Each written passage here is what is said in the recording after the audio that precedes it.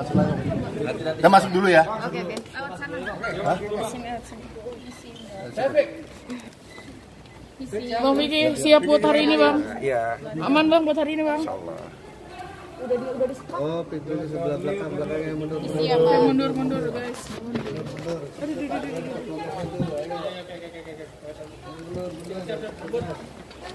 Halo.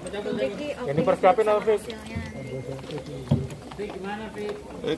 Baru datang ke Pak di panggilan ketiga. Optimis bang. Insyaallah.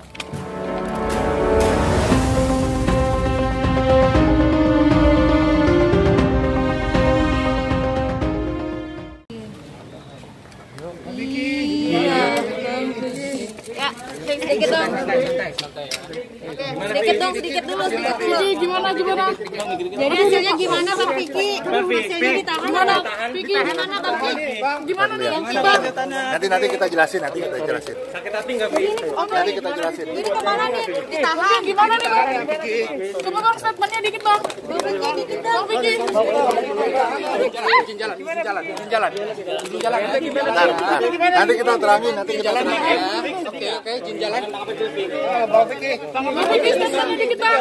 Oke, izin jalan ya. Ditahan apa gimana bang? Oke. Tunggu. Awas. Izin jalan ya. Nanti dikasih keterangan, oke? Nanti dikasih keterangan ya, teman-teman kawan-kawan semua ya. LCD. Vicky gimana? Ditahan Vicky. Bang Vicky, nggak mau nyampein sesuatu dulu Bang Vicky. Bang Vicky. Enggak apa-apa, Beb. Mungkin anak-anak ya, Beb. Tutup. Tutup. Oke, siap. Gue di belakang. Bang Vicky. Udah ikut aja tahu lah. Bang, dikit dong bang. Bang gimana? Bang, statementnya bang Vicky, dikit bang Vicky. Bentar Vicky. Bang Vicky, dikit dong. Bos kaki. Dompet. Oke.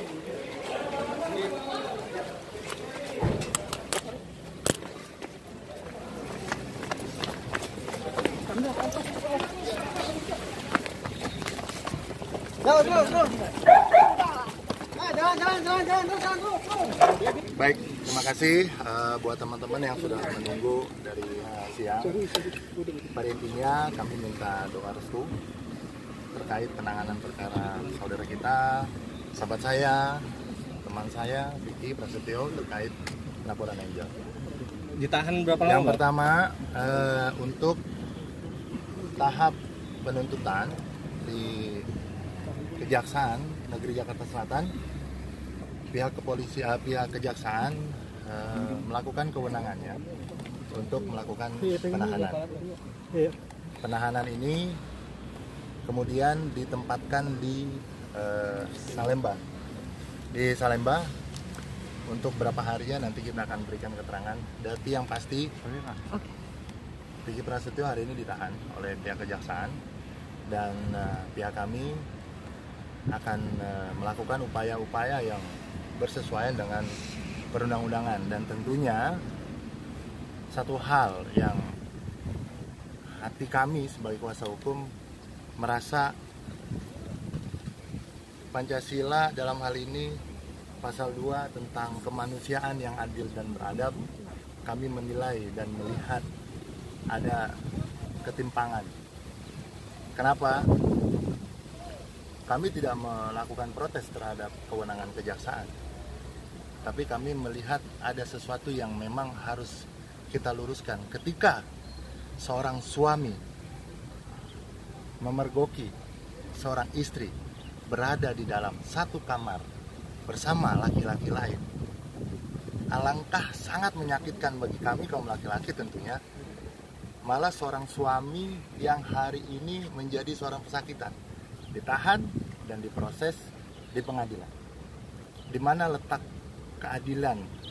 Ketika memang keadilan hanya diterapkan dengan kacamata kuda, tanpa melihat adab, norma, kesusilaan, norma budaya kita, apa yang berlaku di masyarakat. Ini kami menjadi sangat prihatin dengan kejadian seperti ini, dan ini akan menjadi satu presiden buruk bagi siapapun, terutama orang yang akan mempertahankan hubungan keluarganya dalam hal baik. Vicky sebagai laki-laki, sebagai seorang suami, menjaga harkat dan martabatnya, membela kepentingan keluarganya. Bagaimana seorang istri yang sangat dia cintai hari itu ditemukan berada di dalam satu kamar dengan laki-laki lain, ya. Dan ini pada jam-jam malam yang sudah tidak layak, dan memang menurut hemat kami tidak ada satu norma pun yang membenarkan tindakan seorang istri. Tidak ada satu agama manapun yang membenarkan seorang istri berada dengan laki-laki lain di dalam kamar. Vicky semata-mata menjalankan haknya sebagai seorang suami, melindungi berdasarkan undang-undang pernikahan, berdasarkan syariat agamanya, melindungi keluarganya, menjaga harga dirinya sebagai seorang laki-laki, sebagai seorang suami. Saya pun merasa khawatir ketika nanti suatu saat ataukah istri saya temukan di dalam ruangan atau di dalam kamar dengan laki-laki lain. Saya tidak bisa berbuat apa-apa. Karena kenapa? Saya takut dipenjara. Karena saya melakukan gerebekan terhadap, memergoki terhadap istri saya misalkan di dalam kamar, ataupun ya kepada masyarakat lain lah. Ini akan menjadi satu presiden buruk, merubah norma, merubah adat istiadat. Kita orang Timur, kita orang Indonesia, kita punya adab. Hukum ditegakkan, kami sepakat. Tapi kemudian hukum juga harus mengikuti adab dan norma-norma yang berlaku, terutama moralitas kita sebagai manusia insan yang punya tuntunan budaya maupun tuntunan agama kita. Bang, proses selanjutnya apa Bang kalau boleh tahu? Yang pasti kami akan menunggu proses daripada kejaksaan untuk segera memohon kepada pengadilan untuk disidangkan. Tentunya proses ini akan kita ikuti.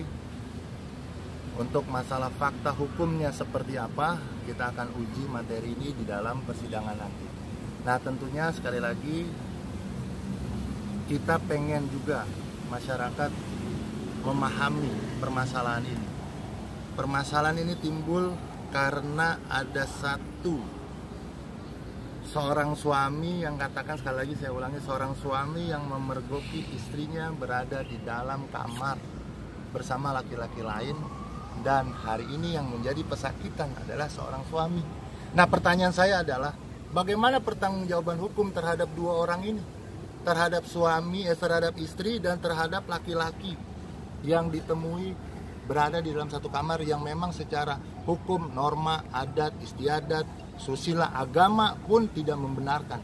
Apa dan bagaimana perbuatan itu, apakah dibenarkan, apakah tidak ada hukuman bagi seorang istri yang seperti itu, atau dengan hukuman kepada seorang laki-laki yang memang bersama istri orang lain di dalam kamar.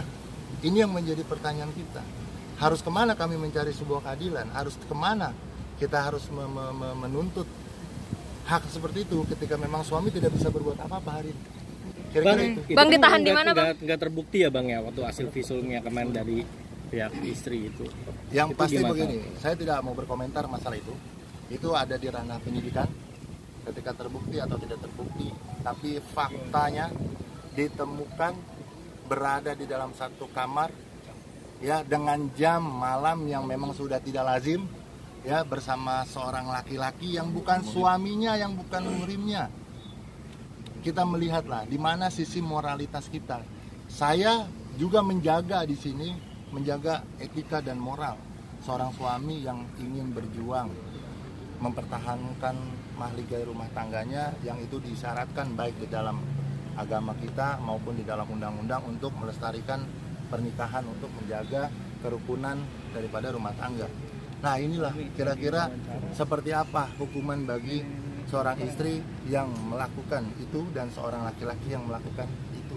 kira-kira seperti apa. Ditahan di mana, Bang? Bukan ke Vicky sendiri pasal apa sih, Bang? Dan berapa lama tuntutannya? Yang pasti Vicky dijerat dengan undang-undang pasal 335, junto 310, junto kemudian pasal 327 ayat 3 Undang-Undang IT. Isinya apa kurang lebih, Bang? Ya intinya isinya di sini Vicky dituduh melakukan perbuatan tidak menyenangkan dan melakukan fitnah.